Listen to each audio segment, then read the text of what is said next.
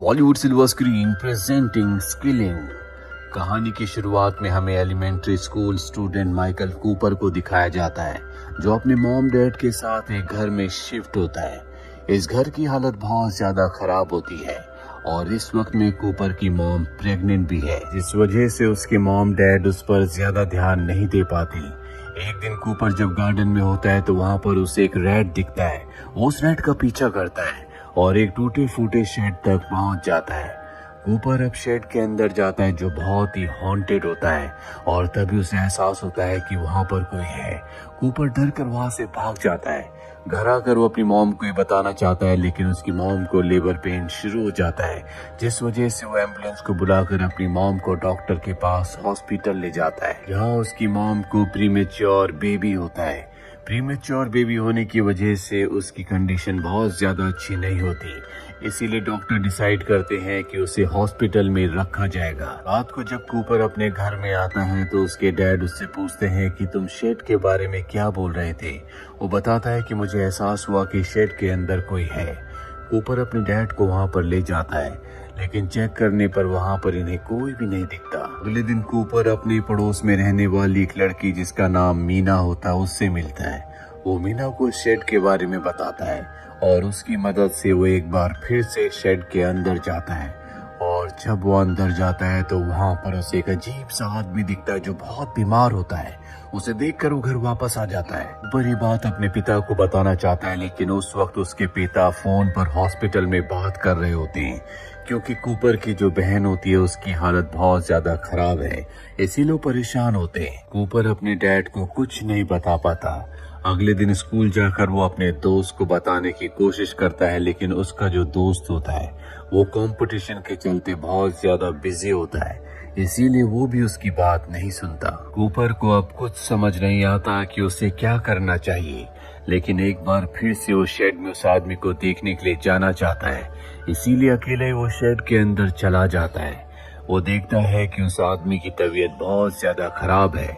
Cooper उसकी तरफ उसकी मदद करने के लिए बढ़ता है, पर वो आदमी मना कर देता है, जिसके बाद कूपर वहां से वापस अपने घर आ जाता है। अगले दिन कूपर हॉस्पिटल में जाता है, जहां पर उसकी मॉम और उसकी छोटी बहन है।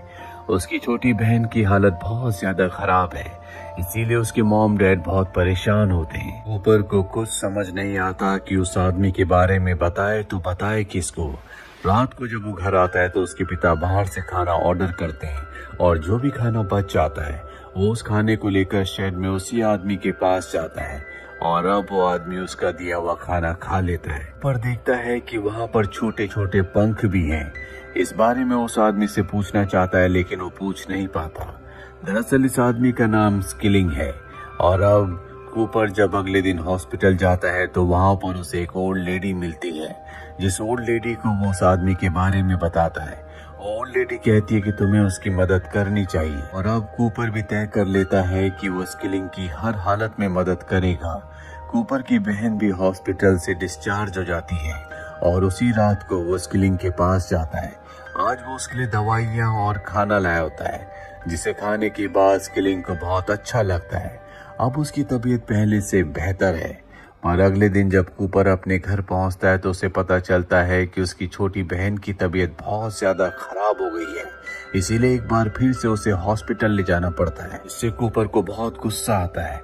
वो अपना गुस्सा, अपनी फ्रस्ट्रेशन कहीं नहीं निकाल सकता, इसीलिए आसपास की घास झाड़ियों को काटने लगता है। इसके बाद उसे मीना मिलती है।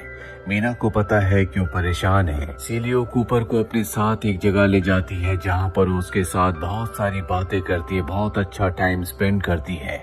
वैसे मीना की ज्यादा बोलने की आदत नहीं होती, लेकिन आज उसने कूपर को बहुत टाइम दिया होता है, जिससे कूपर को अच्छा लगता है।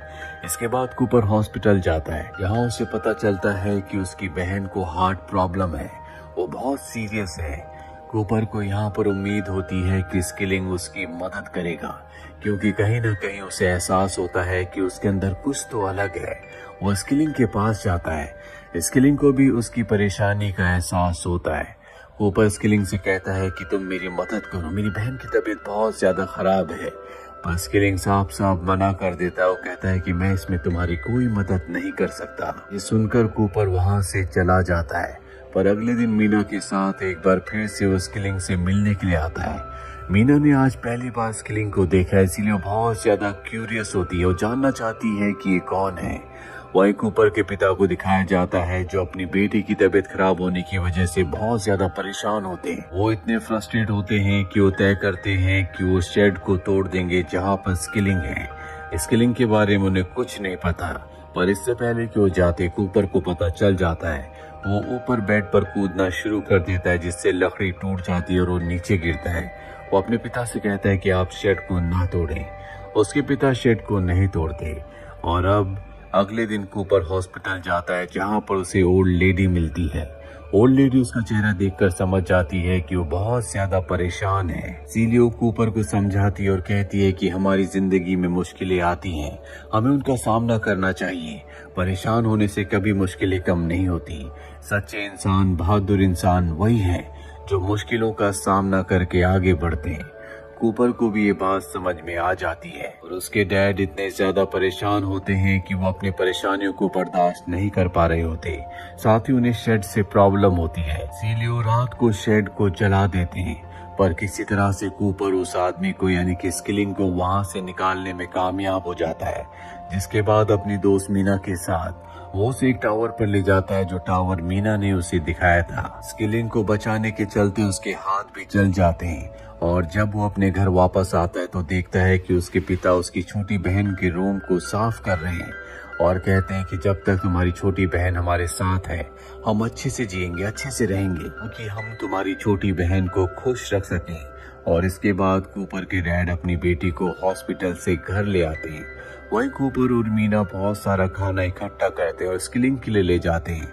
अब ये उसकी देखभाल लगातार कर रहे होते हैं, इसीलिए उसकी हालत धीरे धीरे सुधरने लगती है। स्किलिंग कूपर को और मीना को बताता है कि जब से दुनिया बनी है तब से मैं इस धरती पर जिंदा हूँ। मैंने कई हजार साल देखे हैं। वो अपने पंख भी नहीं दिखाता है जो पूरी तरह से डेड हो गए हैं। कूपर और मीना की वजह से उसकी हालत लगातार सुधरती चली जाती है। एक दिन वो चलने भी लगता है।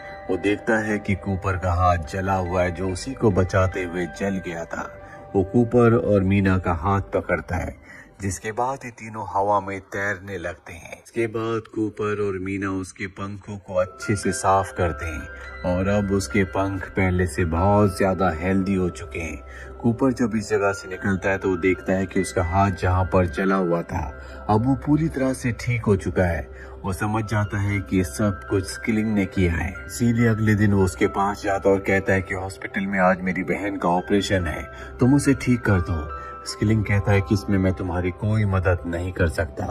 दरअसल वो अपनी जिंदगी में बहुत निराश होता है क्योंकि उसने हजारों साल जिए हैं और इतने हजारों साल जीने के बाद अब उसके पास कोई भी इच्छाएं नहीं है जिसके लिए वो एक्साइटेड हो सके।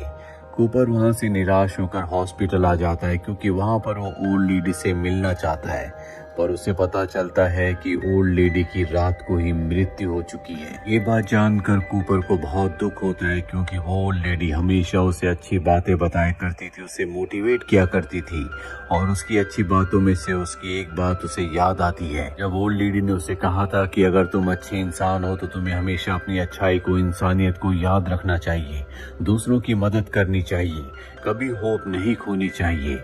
और अब ये बातें याद करने के बाद कूपर एक बार फिर से वहीं पर जाता है जहाँ पर स्किलिंग है। वो स्किलिंग से कहता है कि तुम एक अच्छे इंसान हो, तुम मेरी बहन को बचा सकते हो, पर स्किलिंग मना कर देता है। कूपर कहता है कि पूरी की पूरी दुनिया विश्वास पर चलती है, मुझे तुम पर विश्वास है और मैं तुम्हारे अंदर की होप को जगा कर ही रहूंगा। हालांकि कूपर को जरा सी ऊंचाई से भी बहुत डर लगता है, लेकिन वो टावर के कॉर्नर पर खड़ा हो जाता है और डर के बावजूद वहां से कूद जाता है। और जब ये स्किलिंग देखता है तो अपने पूरे पंख खोलकर उसे गिरने से पहले पकड़ लेता है, जिसके बाद वो उसे आसमान की गहराइयों में उड़ाता है। कूपर को ये बहुत अच्छा लगता है। स्किलिंग उससे कहता है कि अब तुम गहरी नींद में चले जाओ, जिसके बाद कूपर की आंख लग जाती है, वो सो जाता है। स्किलिंग उसे एक सुरक्षित जगह पर रखकर सीधा हॉस्पिटल जाता है जहां पर कूपर की बहन है। वहां पहुंचने के बाद सबसे पहले वो कूपर की मॉम को सुला देता है, जिसके बाद वो कूपर की बहन को अपने हाथों में उठाता है और अब कूपर की बहन की तबीयत पहले से रिकवर होना शुरू हो जाती है, जो देखकर डॉक्टर भी हैरान हो जाते हैं क्योंकि उन्होंने जवाब दे दिया था कि वो इस बच्ची को नहीं बचा सकते। अगली सुबह मीना कूपर के पास जाती है जो सो रहा होता है। वो उसे नींद से जगाती है और नींद से जागने के बाद कूपर सीधा हॉस्पिटल जाता है। वो देखता है कि उसकी बहन पूरी तरह से ठीक है। कूपर को पता है कि ये सब कुछ स्किलिंग ने किया है। वो कहता है कि मैं अपनी बहन का नाम ग्रेस रखूंगा। ग्रेस दरअसल उसी ओल्ड लेडी का नाम होता है जो इसी हॉस्पिटल में पेशेंट थी। कूपर को हमेशा कठिनाइयों से लड़ने के लिए, एक दूसरे की मदद करने के लिए प्रेरित किया करती थी और अब कूपर अपनी मॉम, डैड और बहन के साथ घर वापस आ जाता है। उसके घर में खुशियां लौट आई हैं और इसके बाद दिखाया जाता है कि कूपर और मीना दोनों के दोनों स्किलिंग से मिलने के लिए जाते हैं। आज वो स्किलिंग के लिए वाइन भी लाए होते हैं क्योंकि उसे वाइन बहुत पसंद होती है। स्किलिंग कहता है कि तुम दोनों ने मेरे अंदर उम्मीद जगाई है। अब मेरे पास जीने का एक मकसद है, मैं दूसरे लोगों की मदद करूंगा। इसके बाद वो उस जगह से चला जाता है। इस कहानी के जरिए हमें समझाने की कोशिश की गई है कि हमें एक दूसरे की मदद करनी चाहिए। अगर हम दूसरों के बारे में अच्छा सोचते हैं, अच्छा करते हैं, तो हमारे साथ भी अच्छा ही होता है। कर भला तो हो भला। उम्मीद करते हैं कि ये कहानी आपको पसंद आई होगी।